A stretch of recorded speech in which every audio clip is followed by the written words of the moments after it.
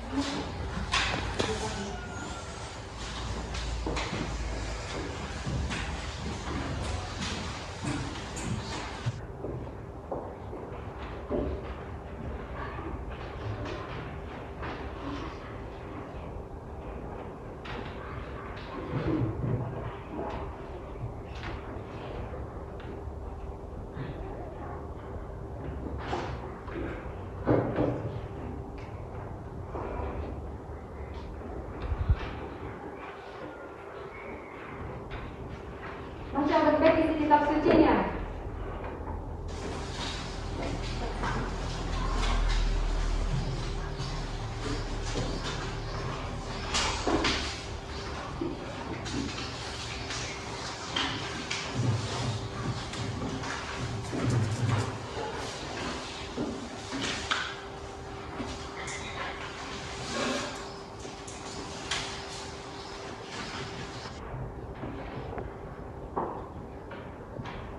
Sebab hal kerajaan surga sama seperti orang yang mau bepergian ke luar negeri, yang memanggil hamba-hambanya dan mempercayakan hartanya kepada mereka.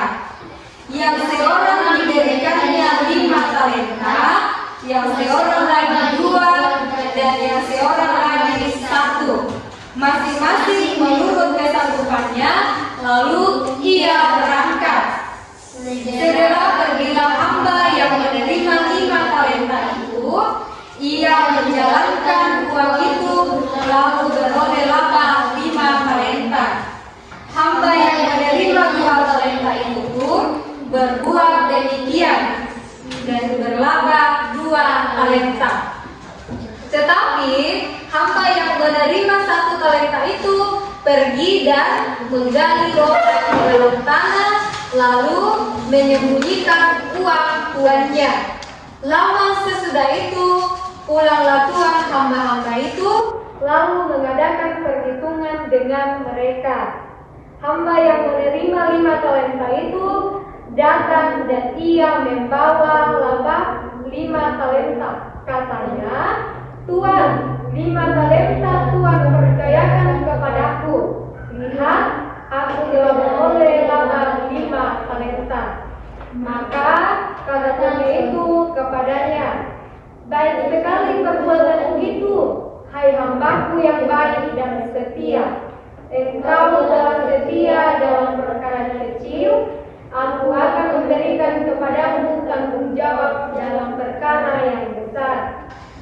Masuklah dan turutlah dalam kebahagiaan Tuanmu." Lalu datanglah hamba yang menerima 2 talenta itu, katanya, "Tuan, 2 talenta Tuan percayakan kepadaku. Lihat, aku telah beroleh laba." Menerima 2 talenta.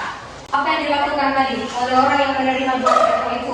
Hamba yang menerima 2 talenta itu pun berbuat demikian juga dan berlaba 2 talenta. Ya, jadi yang menerima 2 talenta itu, ia melakukan hal yang serupa dengan yang dilakukan oleh yang diberi 5 talenta, dan dia memperoleh 2 laba. Jawaban kelompok 3 sudah betul. Kita balik tepuk tangan. Jempol, jempol, jempol, jempol, jempol, jempol. Salut. Oke, nomor 2. Apa yang dilakukan oleh orang yang menerima 5 talenta? Saya persilakan kelompok 2. Hamba yang menerima 5 talenta itu datang dan ia membawa laba 5 talenta. Katanya, "Tuan, 5 talenta Tuan percayakan kepadaku. Lihat, aku telah beroleh laba 5 talenta." Iya, jawaban kelompok 2 sudah betul. Kita beri aplaus. Kita beri tepuk cinta. Cinta kecil, cinta sedang, cinta besar. Ya, untuk pertanyaan nomor 3, kelompok 1. Apa yang dilakukan oleh orang yang menerima 1 talenta? Ia pergi menggali lubang di dalam tanah, lalu menyembunyikan uang tuannya. Iya, jadi orang yang diberi 1 talenta ini, ia pergi menggali lubang lalu menguburkan talenta yang diberikan oleh tuannya. Berbeda dari yang diberi 2 dan yang diberi 5 talenta. Kemudian apa makna dari perumpamaan talenta yang terdapat dalam perikop kitab suci? Ada yang bisa jawab? Apa kira-kira maknanya? Silakan bisa. Kita harus menjalankan apa talenta yang saya Diberikan oleh? Iya, jadi kalau kita diberikan Tuhan talenta, kita harus kembangkan. Kita jangan seperti orang yang diberi 1 talenta, dia malah menguburkannya, dia tidak mengembangkan. mengembangkannya. Nah, bagaimana cara kita mengembangkan talenta yang kita miliki, yang diberikan oleh Tuhan? Ada yang bisa jawab? Kira-kira bagaimana cara kita mengembangkan talenta tersebut? Ada yang bisa jawab?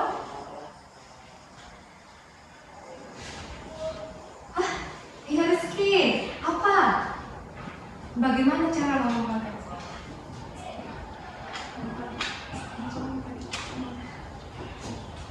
Bagaimana cara mengembangkan talenta yang kita miliki? Kita petik dari bacaan Matius 25 ini, ayat 15 sampai 30 adalah kita masing-masing diberi talenta, misalnya bakat atau kemampuan, dan bakat dan talenta yang diberikan Tuhan ini kita harus kembangkan, kita harus asah, kita harus terus belajar supaya talenta yang kita miliki ini bisa berkembang dengan baik dan suatu saat nanti kita bisa menjadi orang yang sukses. Kemudian yang kedua itu kita perlu melaksanakan tugas dan tanggung jawab yang dipercayakan Tuhan kepada kita, baik sebagai peserta didik atau dimanapun nanti kita ditugaskan dan diberikan suatu tugas dan tanggung jawab. Itu harus kita laksanakan. Begitu pun dengan talenta yang kita miliki. Di dalam kelas ini anak saya ada 15 orang.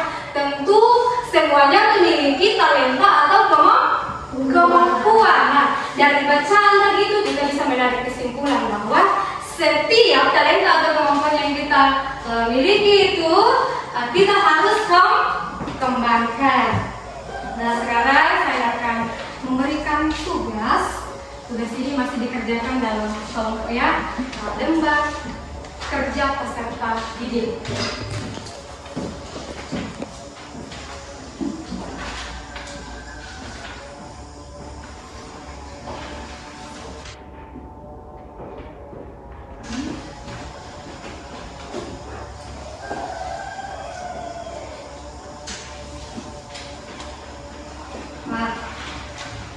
LKPD yang ibu bagikan tadi itu namanya LKPD atau lembar kerja peserta didik ya, LKPD kelompok. Jadi LKPD ini adalah aku kerja ya, kerjasama dalam kelompok ya, harus kerjasama, tidak boleh kerja sendiri ya, jadi harus dikerjakan.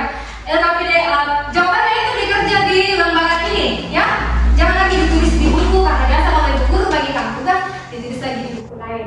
Nah, kalau LKPD ini langsung dijawab di buku lembar kerjanya ya. Silakan, ibu guru dari waktu. Nanti masing-masing kelompok membacakan hasil diskusinya.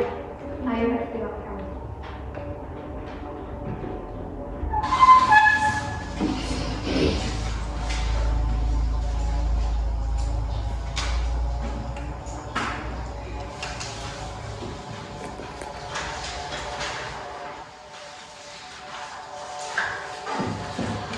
Ya, dan itu yang harus kita lakukan.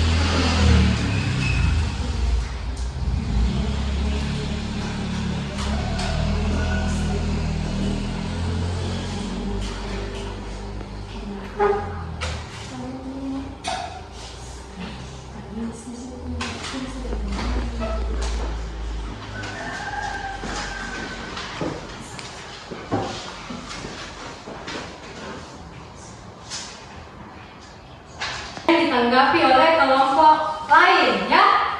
Maju di depan mempresentasikan, berdiri saja di tempatnya, dibacakan. Terus kelompok lain menanggapi. Kalau misalnya menanggapi di sini berarti saya tidak setuju dengan jawaban kelompok dua, harusnya begini, ya. Begitu, oke? Tidak boleh ngomong, harus bicara, ya.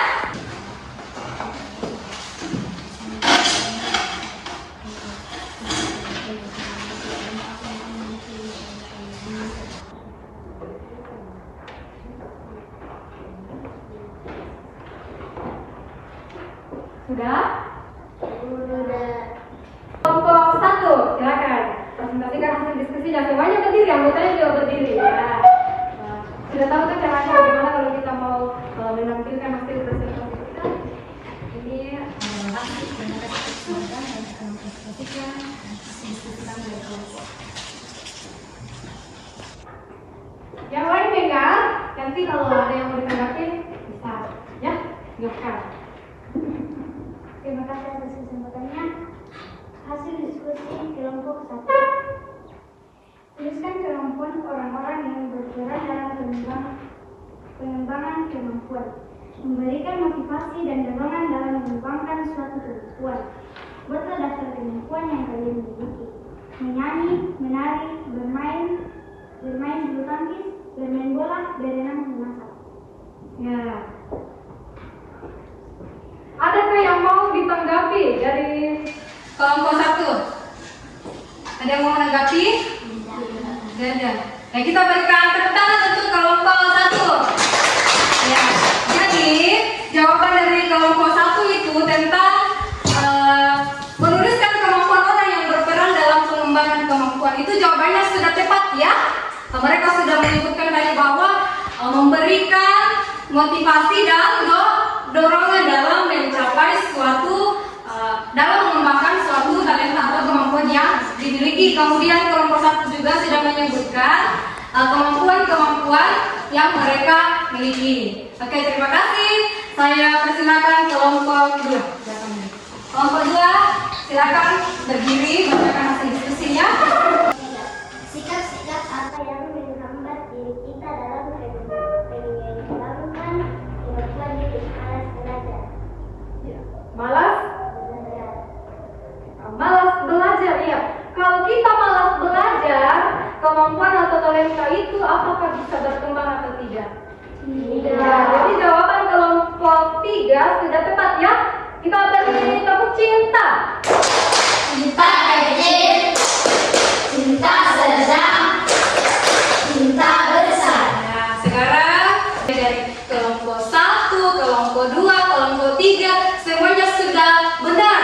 Dan berarti itu kalian sudah memahami cara mengembangkan talenta dan hal apa yang bisa menghambat talenta kita. Kita berikan tepuk tangan. Sekarang Ibu Guru akan memberikan tugas evaluasi. Tugas evaluasi ini dikerjakan secara mandiri, ya.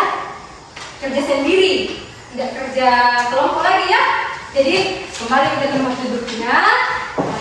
Tugas evaluasi ini dikerjakan individu.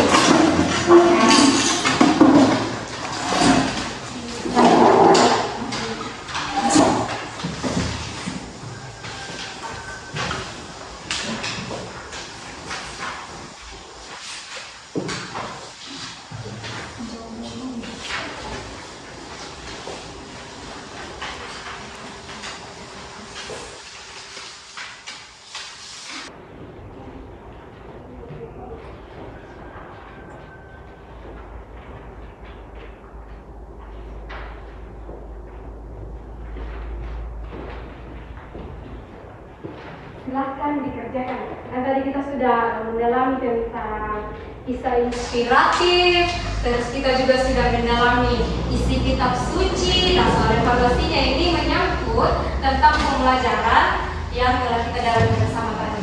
Jadi silakan ini dikerjakan secara pribadi, ya, bukan kerja kelompok.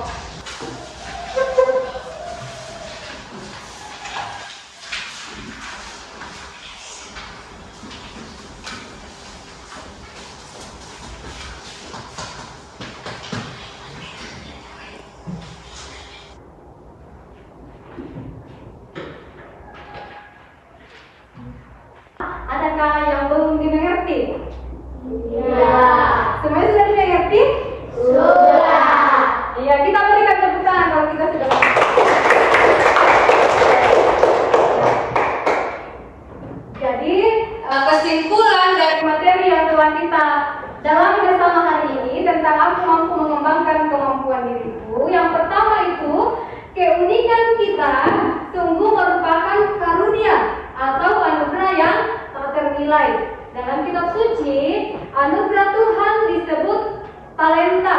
Talenta itu harus dikembangkan dan Tuhan menuntut supaya talenta yang dipercayakannya kepada kita dikembangkan dan tidak dipendam.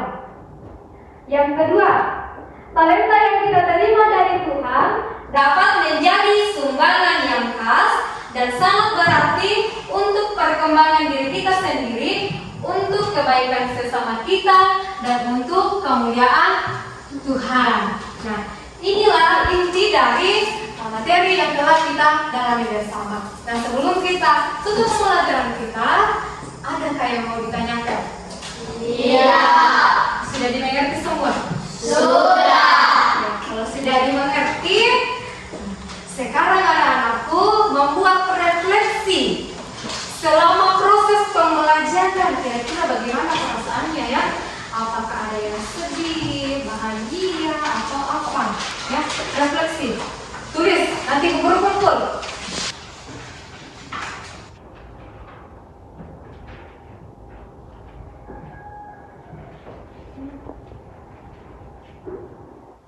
Minggu depan itu kita akan membahas lagi tentang lingkungan turut mengembangkan diriku. Nah, ini masih berkesinambungan dari aku dipanggil untuk berkembang. Yang pertama tadi itu yang minggu lalu tentang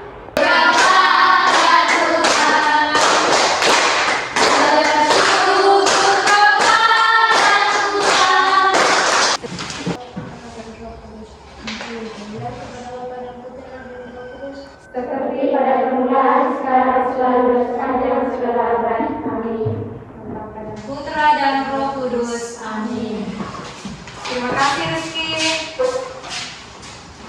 Terima kasih anak-anak. Sampai di sini pelajaran kita hari ini. Sampai ketemu minggu depan.